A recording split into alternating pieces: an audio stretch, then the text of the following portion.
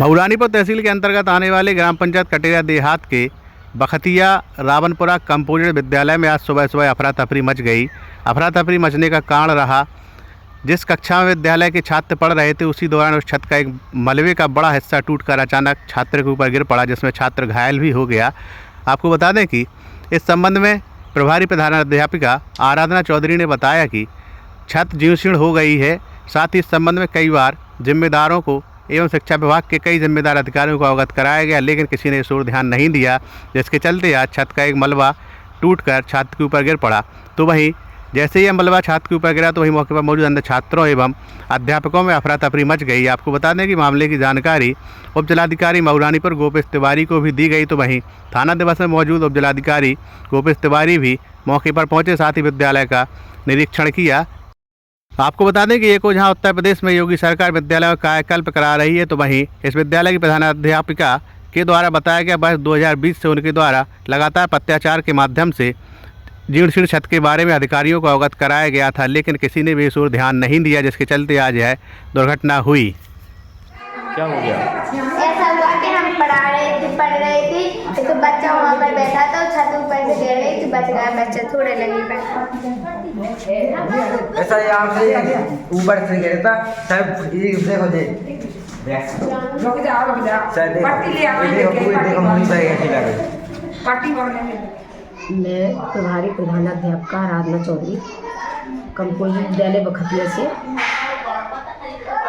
ये बताना चाहती हूँ कि आज हमारे विद्यालय में एक बड़ी दुर्घटना होते होते बची, लेकिन फिर भी हमारे विद्यालय का एक बच्चा जो कक्षा 8 में पढ़ रहा था और हमारे अध्यापक जो है उसको पढ़ा रहे थे, उसके कुछ 1 घंटे पूर्व बच्चों को बुला करके भी लाए गांव से और फिर पढ़ा रहे थे। तो उसी समय एक सीमेंट का बहुत बड़ा हिस्सा छत से गिरा, जिससे उस बच्चे के सर में चोट लग गई और कई बच्चे फिर घबरा गए और अफरा तफरी से मच गई।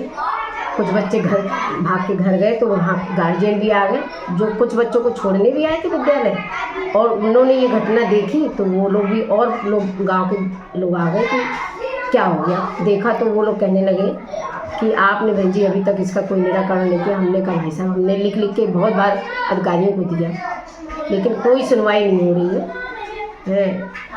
अब जो है बाउंड्री भी नहीं है, उन्होंने देखा जानवर भी बहुत सारे बैठे हैं, कह रहे आप ऐसे में कैसे विद्यालय आपका। तो हमने आपको सूचना इसीलिए दी है कि आप जो है उच्च अधिकारियों को लिखने के बाद भी अगर कोई हल नहीं निकला है, इसलिए हम आपको अवगत करा रहे हैं। बाउंड्री वॉल है नहीं है, देखिए जानवर भी 20-25 गाय अभी भी बैठी हैं, कुत्ते अंदर घुसाते हैं भोजन के समय बच्चों को खाने के लिए। हम लोगों को सुरक्षा के लिए खड़ा रहना पड़ता है, तब बच्चे भोजन कर पाते हैं।